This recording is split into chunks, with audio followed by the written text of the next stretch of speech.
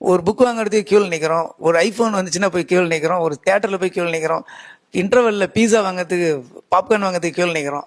அந்த டைமில் ஒரு கியூவில் நின்று ஒரு ஓட்டு போதில் உங்களுக்கு என்ன வந்துட போகுதுன்னு நம்ம ஒரு படம் எடுக்கும்போது அது ஒரு இம்பேக்ட் பண்ணுது அப்படின்னா அது போதும். அது அது அது அது ரொம்ப கஷ்டமான கதையும் கூட. ஏன்னா அதுல நீங்க என்டர்டைன்மெண்ட் எப்படி பண்ண முடியும்? ஓட்டு போடணும்னு ஒரு கதையை நம்ம 2 நிமிஷம் நான் வாயில சொல்லிட்டு போயிடலாம். இது ஒரு படமா எடுக்கணும்னா ஒரு சேலஞ்ச் இருக்குல்ல. அது பண்ணும்போது ஒரு பெரிய ஹீரோ, ஒரு விஜய் சார் மாதிரி இல்ல விஜயகாந்த் சார் மாதிரி ஒரு பெரிய ஹீரோ சொல்லும்போது அது ஒரு இம்பாக்ட் உள்ள போய் பண்ணும். ஏன்னா நான் சின்ன வயசுல இருக்கும்போது ஊர்ல எல்லாம் சொல்லுவாங்க, எம்ஜிஆரோட போஸ்டர்லாம் இருந்தா 2 பேரும் சிகரெட் பிடிச்சிட்டு போவாங்க. எம்ஜிஆரோட போஸ்டர் இருந்ததுன்னா சிகரெட் பின்னாடி மறைச்சிட்டு போவாங்களாம்.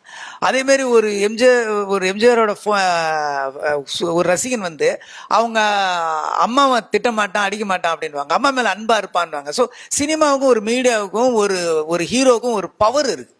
அதை நம்ம நல்ல வழியில சொன்னா எல்லாருமே திருந்திடுவாங்கன்னு சொல்ல முடியாது. கொஞ்சம் பேர் திருந்தலாம், கொஞ்சம் நாளைக்காவது திருந்தலாம். ஸோ அது இம்பார்ட்டன்ட் நினைக்கிறேன்.